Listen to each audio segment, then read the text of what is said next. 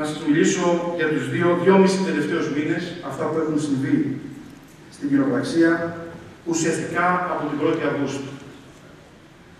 Σε ένα λοιπόν διαχειριστικό συμβούλιο, ακούστηκε για πρώτη φορά επισήμως, είχε ακουστεί βεβαίως πάρα πολλές φορές, και αυτό ήταν η επιδίωξη, όπως και ο σημερινός πρόεδρος του Διαχειριστικού Συμβουλίου έχει πει πάρα πολλές φορές, και είναι και καταγεγραμμένο για τους προηγούμενους διαχειριστές, το αίτημα για τη μετατροπή της κοινοπραξίας σε ανώνυμη εταιρεία. Ως αν αυτό να ήταν η λύση, ως αν ήταν αυτό η μοναδική δυνατότητα προκειμένου να λύσει η εταιρεία τα προβλήματα. Ποια είναι όμως αυτά τα προβλήματα? Επικεντρώνομαι κυρίως στα οικονομικά, γιατί υπάρχουν κι άλλα, οι μεγάλες οφειλές που έχουν δημιουργηθεί στην κοινοπραξία, οφειλές έναντι του ελληνικού δημοσίου κυρίως, οφειλές στις τράπεζες και βεβαίως και στους προμηθευτές που ακριβώς δεν ξέρουμε, παρά έχουμε μια εικόνα μόνο από την αίτηση η οποία κατετέθη λίγο πριν. Και θα σας πω ποια είναι αυτή.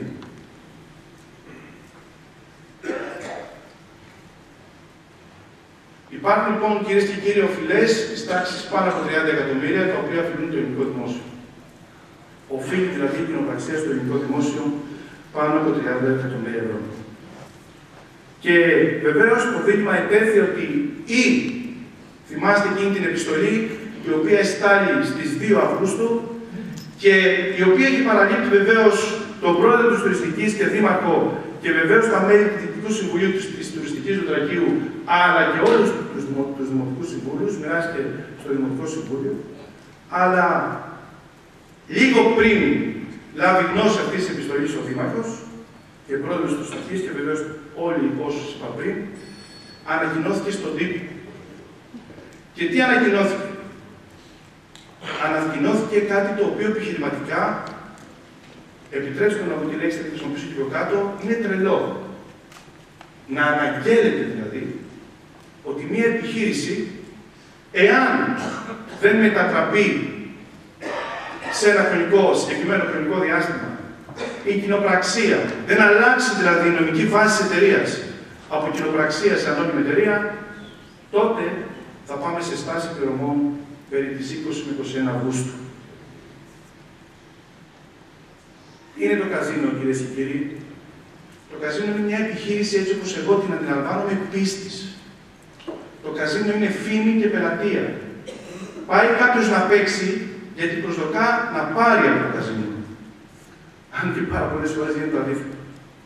Εάν λοιπόν κυκλοφορήσει παντού ότι δεν μπορεί το καζίνο να πληρώσει, καταλαβαίνετε ότι κανείς δεν θα πάει να παίξει το καζίνο. Άρα λοιπόν με αυτόν τον τρόπο, παρά το γεγονός ότι ακούσαμε το mea culpa από τον κύριο Πρόεδρο του Διαχειριστικού Συμβουλίου, κάναμε μια τεράστια ζημιά στη φήμη της εταιρείας μας στη Λουτράκη, στην Κλάβο Hotel Casino Λουτράκη. Λάβετε υπόψη ότι αυτή η εταιρεία έχει πολλά και ακριβοπληρωμένα στελέχη και είχε περισσότερα στο παρελθόν και αποτελεί επίτευγμα ότι σήμερα δεν έχει τόσα πολλά του συγκεκριμένου διαχειριστή. Το καζίνο λοιπόν διαθέτει πολλά και ακριβοπληρωμένα στελέχη έτσι ώστε να έχει αντανακλαστικά τα οποία να απαντούν αμέσως και να μην πλήττεται αυτή η φήμη, όπως λέμε, και αξιοπιστία της εταιρείας μας, δηλαδή του καζίνου. Έτσι λοιπόν πήραμε το πρώτο μήνυμα, ουσιαστικά εγώ θα το πω, τον πρώτο μεγάλο εκβιασμό, ή μετατρέπεται η κοινοπραξία σε ανώνυμη εταιρεία, ή το καζίνο κλείνει, κάνει στάση πληρωμών. Και γιατί εξισώνω τη στάση πληρωμών με το κλείσιμο, διότι γνωρίζετε πάρα πολύ καλά, το διάβασα και προχθές στο Δημοτικό Συμβούλιο, η άδεια στην οποία έχει χορηγηθεί το καζίνο αναγράφει ρητά τους λόγους κάτω από τους οποίους μπορεί να σταλεί η άδεια λειτουργίας αυτής της επιχείρησης. Και ένας από τους λόγους αυτούς, στο άρθρο 5.2 στο ΣΥΓΜΑ ΤΑΦ, αναφέρει και το λόγο της πτώχευσης ή το λόγο της στάσης πληρωμών.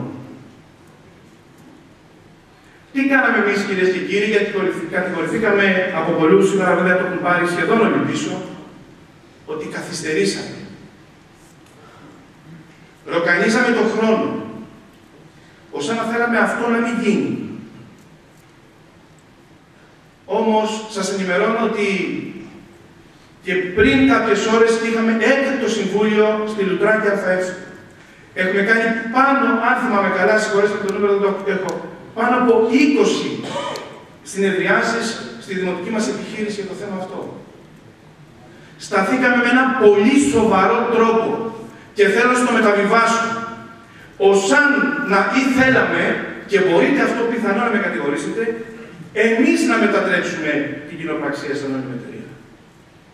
Στείλαμε επιστολές, προσπαθώντας να μάθουμε από την άλλη πλευρά τι σημαίνει για αυτούς η μετατροπή της κοινοπραξίας σε ανώνυμη εταιρεία. Μίλησαμε με γραπτά κείμενα. Φέραμε εδώ τους νομικούς μας και καθίσαμε νύχτα μέρα με αυτά τα πενιχρά μέσα, γιατί αξίζει και αυτό να σας το πω. Σε αντιδιαστολή με εκείνα τα πολλά στελέχη, τα ακριβοπληρωμένα, η τουριστική Λουτρακίου διαθέτει μόνο 2 νομικούς, οι οποίοι πληρώνονται από 2.000 ευρώ ο καθένας. Έχουμε μιλήσει για αυτά πάρα πολλές φορές, για όλη την προηγούμενη, αν θέλετε, διαχείριση αυτής της εταιρείας, πώς έγιναν, πώς μοιράζονταν δεξιά και αριστερά εκατομμύρια. Τα έχουμε πει πάρα πολλές φορές. Και η μεγάλη μας ευθύνη είναι η εξής. Όχι τόσο να μετατραπεί η κοινοπραξία σε ανώνυμη εταιρεία, αλλά να διαγνώσουμε όλους εκείνους τους λόγους που σήμερα η εταιρεία αυτή έχει αυτή τη μεγάλη οικονομική αδυναμία. Αυτός είναι ο λόγος. Αυτό πρέπει να κάνουμε με περισσή φροντίδα και σοβαρότητα. Να βρούμε για ποιο λόγο έφτασε σήμερα αυτή η εταιρεία εδώ.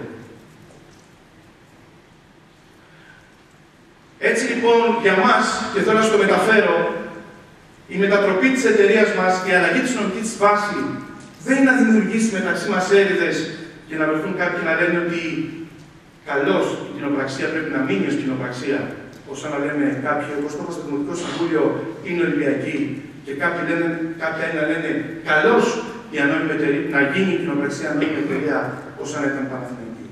Το ζήτημα είναι πολύ σύνθετο. Το ζήτημα έχει σημαντικές νομικές προεκτάσεις.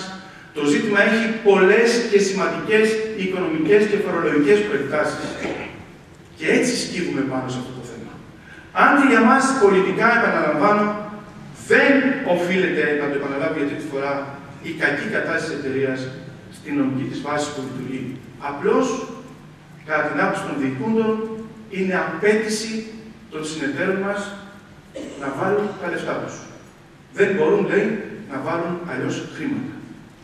Μπορούσαν όμως επί χρόνια να εισπράττουν εκατοντάδες εκατομμύρια ως κέρδη αυτής της επιχείρησης. Οφείλουμε να το πούμε και αυτό.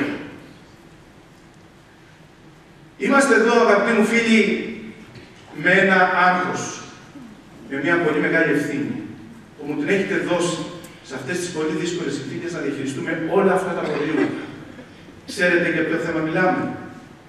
Για τη μεγάλη μας ευθύνη να παραμείνει αυτή η εταιρεία ανοιχτή.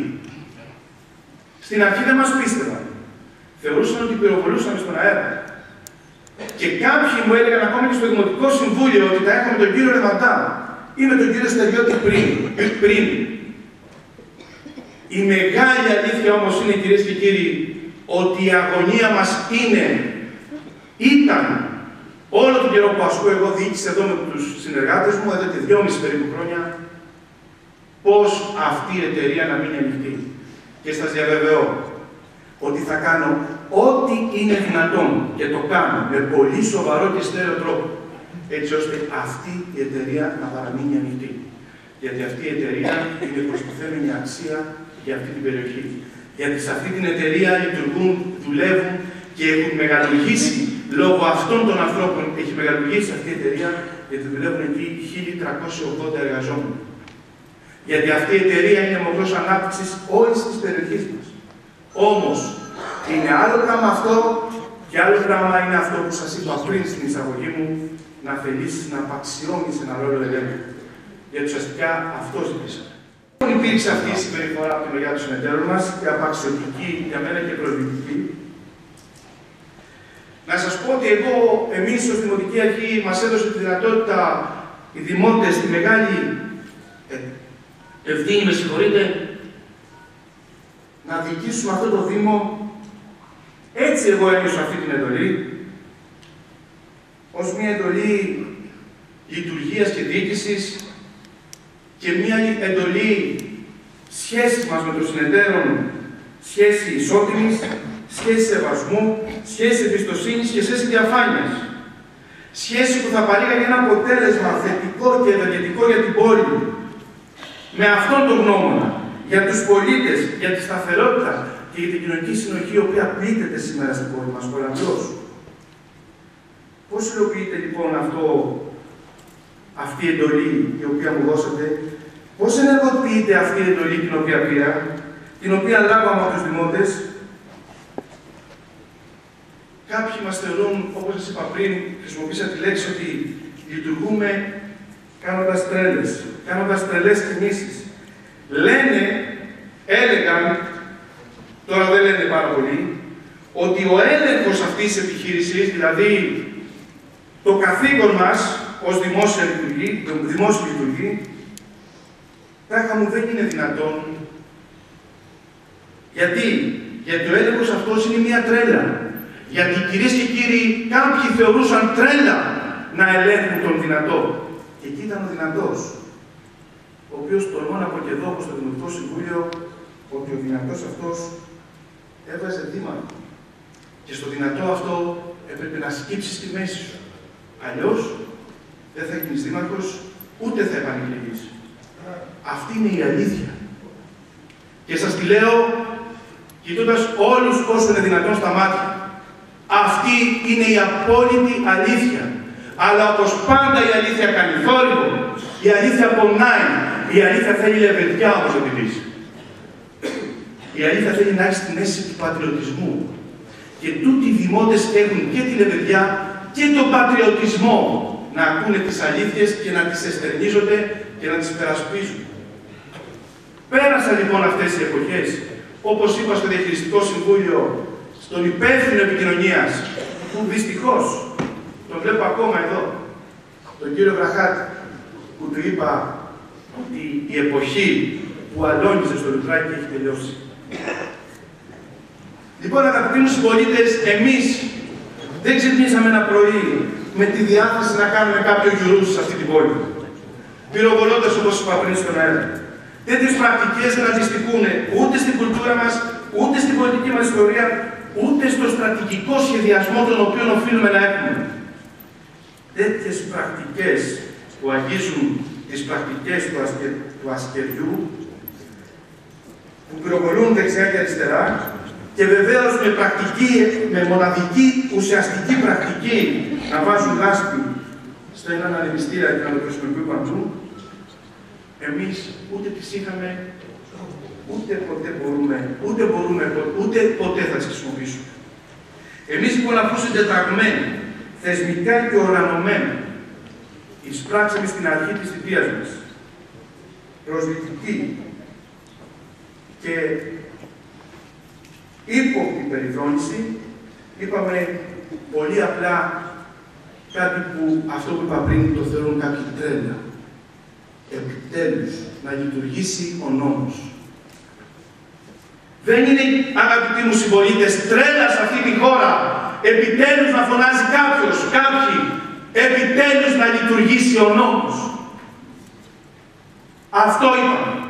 Και αυτό λέμε μέχρι και σήμερα. Και έτσι κινούμαστε. Με ένα πολύ σοβαρό τρόπο.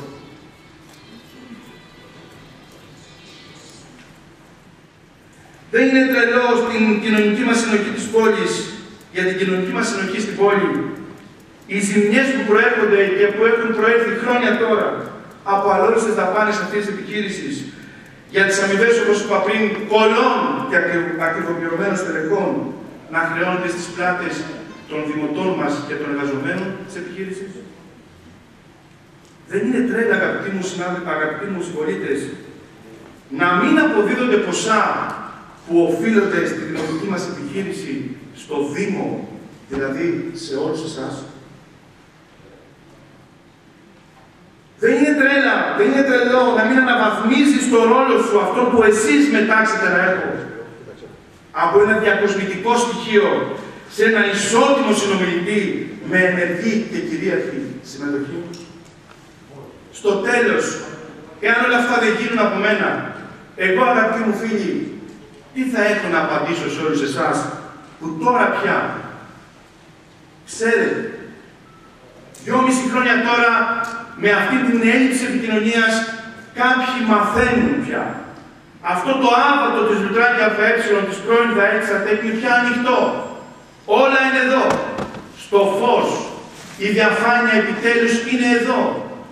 Τι θα απαντήσω λοιπόν, αγαπητοί μου φίλοι, σε όλους εσάς, που πια όλα αυτά τα γνωρίζετε, ότι τα δικαιούμαστε από αυτά όλα, τα δικαιούμαστε του νόμου, αλλά εμείς που μας δώσετε τη δυνατότητα να διοικούμε αυτό το Δήμο, δεν πράξαμε τίποτα και δεν διεκδικήσαμε. Να τονίσω ιδιαίτερη έμφαση. Ως Δήμαρχος και ως Δημοτική Αρχή έχουμε στόχο, έχουμε υποχρέωση την προστασία του δημοτικού, του δημόσιου συμφέροντος, την προστασία των εργαζομένων, την προστασία των συντημοτών μας. Αυτό ονομάζεται βαθύ σεβασμός, πρώτον στο θεσμικό μας ρόλο, δεύτερον στους συντημότες μας και τρίτον στα περιουσιακά στοιχεία του Δήμου. Δεν αντιλαμβάνονται πιθανόν οι συνεταιροί μας. Ίσως σε αυτό να έχουν δίκιο. Αλλά όχι ότι είναι και ατύχημα να συνεργάζονται με τη δημοτική επιχείρηση. Δεν αντιλαμβάνονται τη σημασία και την έννοια του δημόσιου συμφέροντος, που ως δημόσιοι λειτουργοί έχουμε ένα μεγάλο καθήκον να το υπηρετούμε σε σχέση με τα επιχειρηματικά συμφέροντα. Δεν αντιλαμβάνονται ότι εδώ δίνουμε λόγο όχι σε κάποιους επιχειρηματίες, όχι σε κάποιους μετόχους, που στόχο μοναδικό έχουν και πιθανόν να είναι αυτό εφικτό, να είναι καλό, τη μεγιστοποίηση του κέρδους τους και τίποτα άλλο. Σε μια λογική δεν βάζω ούτε ευρώ, εάν δεν μετατραπεί η κοινοπραξία σαν ανώνυμη εταιρεία. Εμείς όμως, εγώ, ως Δήμαρχος και Πρόεδρος Τουριστικής και όλοι οι συνεργάτες μου, δίνουμε λόγο σε εσάς, στους 25.000 δημότες. Σε εσάς δίνουμε λόγο. Κάποιοι στην αρχή με κατηγόρησαν ότι είμαι με τον έναν, συνέτερο με τον έναν εκ των μετόχων, μεγαλομετόχων, και κάποιοι μετά με τον άλλον. Απάντησα ευθαρσώς και το λέω και εδώ απόψε.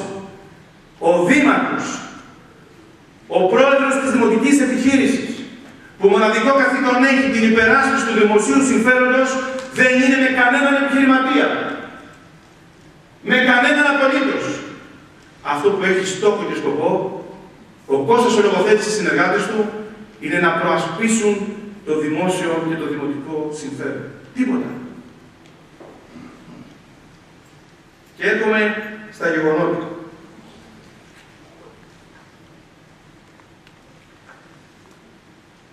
Αφού δεν έφτανε λοιπόν ο χρόνος πιθανόν και η μετατροπή της ανωνύμου εταιρείας, της κοινοπραξίας ανώνυμη εταιρεία, δεν γίνονται στον χρόνο που είχε προσδιοριστεί αρχικά από τους συνεταίρους μας, δηλαδή σε 20 μέρες, τότε εφευρέθη ένας άλλος τρόπος. Στο σκοτάδι, κρυφά, η παραγωγή της εταιρείας μας, της κοινοπραξίας δηλαδή, σε ένα άρθρο που εγώ δεν θα χρησιμοποιήσω στο Δημοτικό Συμβούλιο την έννοια, τη λέξη πτωχευτική, στο 106β του πτωχευτικού κώδικα, η ένταξη της επιχείρησής μας εκεί, με στόχο και σκοπό, έτσι όπως υπόθηκε, να μεταφερθούν οι πληρωμές από αυτούς που οφείλουμε στο απότερο μέλλον. Έτσι ώστε η εταιρεία να μπορέσει να ανασάνει, έτσι όπως λένε, και να μπορεί να πληρώσει τις υποχρεώσεις τους και έτσι να ζήσει. Πώς έγινε όμως αυτό? Θα σας διαβάσω το θεματολόγιο του Διαχειριστικού Συμβουλίου. 2 διαχειριστικά συμβούλια πριν. Το θέμα ήρθε και υποψιαστήκαμε στο Διοικητικό Συμβούλιο της εταιρείας, σαν, ακούστε, διαβάζω ακριβώς, πρόληψη νομικού συμβούλου για την παροχή εξειδικευμένων συμβουλών για τις ενέργειες που πρέπει να ληφθούν για την αντιμετώπιση των προβλημάτων που θα ανακύψουν σε περίπτωση που η κοινοπραξία δεν θα δίνεται να ανταποκριθεί στις οικονομικές υποχρεώσεις. Και εκεί ορίζουμε ένα λογικό. Και έρχεται, αυτό έγινε στις 13 Σεπτεμβρίου, στις 23 Σεπτεμβρίου, πάλι στα θέματα ημερήσιας διάταξης αυτού του Διαχειριστικού Συμβουλίου, δύο θέματα. Πρώτον, λήψη απόφασης επί της υποβολής αιτήσεως άμεση επικύρωσης συμφωνίας εξυγίανσης και ανοίγματος αυτής. 5. Χορήγηση της εξουσιότητας στον δικηγόρο Αθηνών τάδε και στον δικηγόρο Κορίνθου τάδε, όπως υποβάλλουν ενώπιον του πολυμελούς πρωτοδικείου Κορίνθου, εκούσια διαδικασία σε παρένθεση, αίτηση άμεση επικύρωσης συμφωνίας εξυγίασης και ανοίγματος αυτής. Εμείς, που θεωρητικά θα έπρεπε να συναποφασίζουμε, εμείς που θεωρητικά θα πρέπει να ελέγχουμε, εμείς που είμαστε το Διαχειριστικό Συμβούλιο και θα πρέπει για τέτοιες αποφάσεις να έχουμε ομόφωνοι 11 στα 11 μέλη, δεν είχαμε ιδέα. Το δικόγραφο πρέπει να γίνει την επόμενη μέρα να κατατεθεί, ούτε μας το έδειξαν. Και εγώ αντιλαμβάνομαι γιατί, και θα σας το πω. Χωρίς λοιπόν να μας δείξουν το δικόγραφο της αίτησης, είπαν ότι εμείς δεν και καλά θα το καταθέσουμε. Επειδή όμως προϋπήρχε ένα διοικητικό συμβούλιο της εταιρείας, εγώ πλήστηκα με μια απόφαση της εταιρείας η οποία ήταν και ομόφωνη. Και ήταν τα 9 μέλη εκεί. Και είπαμε ότι κύριοι του Διαχειριστικού Συμβουλίου, βγάλτε αυτό από το θεματολογείο, κάψτε, είπα εγώ, χαρακτηριστικά τι είναι γραμμένο στα πρακτικά του Διαχειριστικού Συμβουλίου, αυτό το θέμα, διότι δεν πρέπει να ακουστεί απ' έξω η οποιαδήποτε υπαγωγή στο οποιοδήποτε άρθρο του Διοικητικού Κώδικα και ελάτε την επόμενη μέρα που έχουμε συνάντηση, την πρώτη συνάντηση των τεχνικών μας συμβούλων για τη μετατροπή της κοινοπραξίας σε ανώνυμη εταιρεία, να τα βάλουμε και στον κύριο Μαρίνο τα ερωτήματα και στον κύριο Ροδόπουλο που είναι η δικηγόρη των δύο πλευρών και εμείς να συμβάλλουμε με τον όποιο τρόπο αυτό είναι δυνατόν για να πάρουμε μια τέτοια απόφαση. Δεν μας άκουσαν. Και κατέθεσαν την άλλη μέρα το πρωί. Και πήραμε το δικόγραφο μετά την κατάθεση. Και βεβαίως έγινε και κάτι το οποίο είναι πάρα πολύ σημαντικό και το οποίο θέλω να το επικοινωνήσω σε εσάς. Ακολούθησε μια κίνηση την οποία θεωρώ απαράδεκτη. Μοιράστηκε σε όλους τους φορείς της πόλης, δεν ξέρω αν είναι όλοι, αλλά σε πολλούς φορείς της πόλης, να συμβάλλουν στην αίτηση αυτή υπέρ ή κατά οι φορείς της πόλης, έτσι ώστε να τύχει στο δικαστήριο αυτής της τύχης που θα μπορούσε να τύχει. Οικονομικά μια πράξη η οποία δεν έχει καμία αξία για το δικαστήριο. Το να έρθει ο σύλλογος και να πει είμαι υπέρ αυτής της αιτήσεως ή κατά αυτής της αιτήσεως καθόλου δεν βοηθάει την απόφαση του δικαστήριου. Ότι αν δεκτούμε αυτή την αίτηση, εάν πηγαίναμε δηλαδή υπέρ αυτής της αιτήσεως εξυγίανσης, τότε κατοχυρώνουμε. Και βεβαίως η αίτηση αυτή έγινε το δεκτή από το δικαστήριο, τότε αποδεχόμαστε αυτές τις μεγάλες οφειλές για την κοινοπραξία. Και επειδή είμαστε μια ομόρυθμος εταιρεία, εξ ολοκλήρου και εις ολόκληρων να υπευθυνόμαστε για τις οφειλές αυτής, σας λέω ότι σε περίπτωση μη πληρωμής από εκεί θα χρεώναμε το Δήμο με 47 εκατομμύρια περίπου ευρώ. Ποιος, αγαπητοί μου φίλοι δημότης, ποιος δημότης, ή να το πω καλύτερα, ποιος δήμαρχος ή ποιος πρόεδρος της τουριστικής θα περπατούσε ελεύθερα στην Ελευθερίου Βενιζέλου εάν έλεγε υπέρ αυτής της αιτήσεως με βάση μόνο αυτό.